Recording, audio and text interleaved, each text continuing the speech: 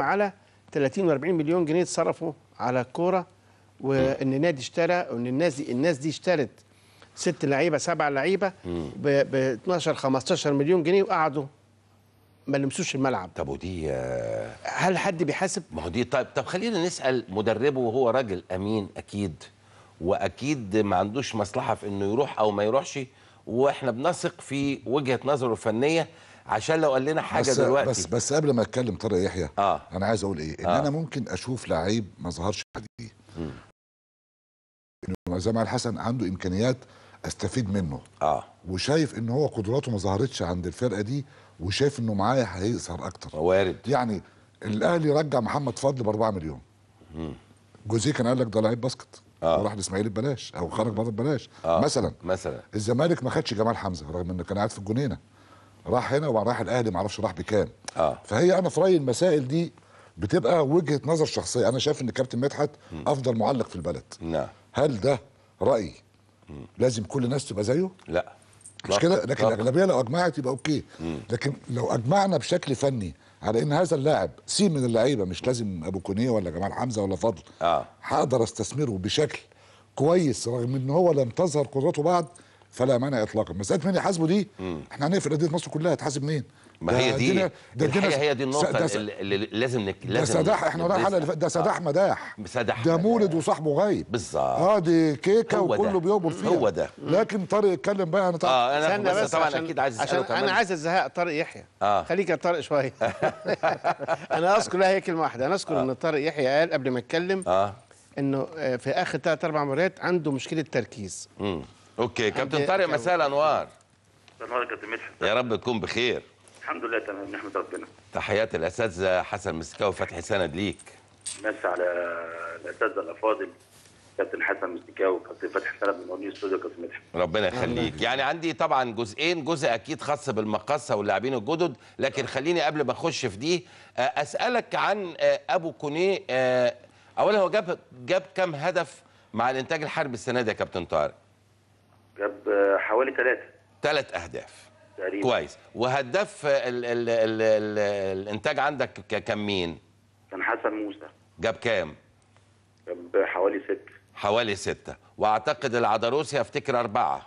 يعني العدروسي برضو كان 3 أو 4. وابو كونيه 3. طيب يعني انت مالكش مصلحه لا يمين ولا شمال، هو سؤال بس. انت من وجهه نظرك امكانيات ابو كونيه كمهاجم لنادي الزمالك، انت شايف ابو كونيه ازاي خلال السنه، وخصوصا انت اخر 3 4 ماتشات تقريبا كنت شبه مريح؟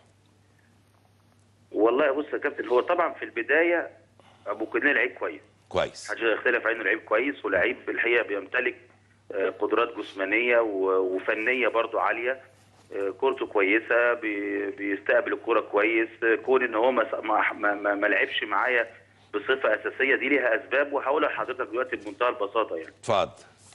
اولا هو طبعا جه متاخر فتره الاعداد بتاعتي من كوت ديفوار، كان هو في بلده وجه متاخر، وجه كان زاد في الوزن شويه، عقبال ما دخلناه فورمه وعقبال ما عملنا برنامج تدريب معاه. دخل لحد ما متاخر شويه في عمليه تدريب. كان في ناس كتيره بتلعب ماتشات وديه زي ما كابتن، هو جالي تقريبا وانا في الاسماعيليه اعتقد، مش فاكر بالظبط، بس هو جه متاخر شويه. فكان في حسن موسى شغال، كان في محمد زكي شغال، كان في هنا بالفضل قبل ما يمشي كان شغال، والعيدروس برضو شغال، 4 فراوده.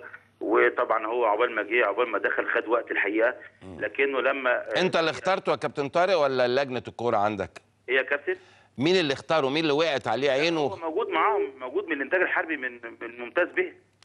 كان بيلعب في الممتاز به. امال ايه؟ اوكي. معاهم في الممتاز به، ويمكن هداف الفرقه بتاع الممتاز به. هو في الممتاز به جاب حوالي 21 جول في الممتاز به. في الممتاز به كان جايب حوالي 21 او 22 حاجه كده، جايب معدل سكور عالي الحقيقه. اوكي. هو لعيب كويس، لعيب مميز. لكن طبعا كابتن مدحت، هي صوابعك مش زي بعضها. يعني ممكن جدا اللعيب الكويس عندك يبقى وحش عندي، واللعيب الوحش عندك يبقى كويس عندي. ولسه انا سامع برضو الاستاذ فتحي بيتكلم او الاستاذ حسن، مش فاكر مين، بيقول ان العمليه دي ممكن تكون تابعه للتوفيق وعدم التوفيق. هناك لعيبه كتيره جدا يا كابتن مدحت وفقت في انديه كبيره جدا وانديه صغيره، ولما راحت انديه كبيره انفق، والامثله كتيره جدا.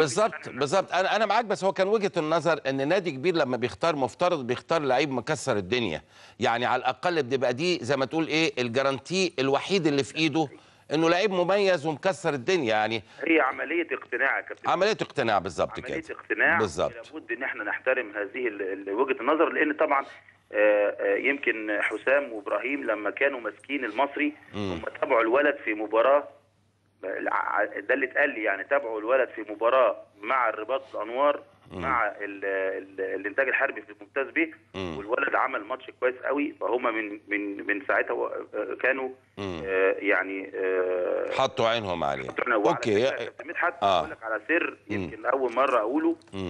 كونيه لما كان في الانتاج الحربي في الممتاز به، لما انا كنت ماسك مع مستر هولمان، انا قعدت معاه كنت بكلمه ان هو يجي نادي الزمالك في الوقت، لانه كان جامد جدا جدا في الوقت. الحقيقه كان في الممتاز به كان مسمع كويس قوي. هو يمكن في الممتاز الف زي ما قلت لك بدا معايا متاخر، لكنه الحقيقه ادى يمكن 4 أو 5 مباريات ورا بعض، منهم كان انبي، كان بتروجيت ورا بعض، كان الاسماعيلي اداهم بشكل عالي قوي. ويمكن احرز هدفين في ماتش بتروجيت لو تفتكر يا كابتن مدحت، كان 3-1 الماتش، او انبي مش فاكر، احرز هدفين في المباراه دي وكان عالي قوي. اوكي، هو الولد امكانياته كويسه ولعيب كويس، ودي برضه زي ما بقول لك هي رؤيه وقناعه، وربنا يا رب يوفق. وهو اعتقد ان هو ان شاء الله باذن الله هيبقى كويس في الزمالك. يا رب، نتمنى عشان الفلوس الكتيره اللي بتدفع دي تبقى محطوطه في مكانها. طيب قول لي بقى المقصه صفقاتك ايه يا كابتن كده بشكل سريع بعد اذنك؟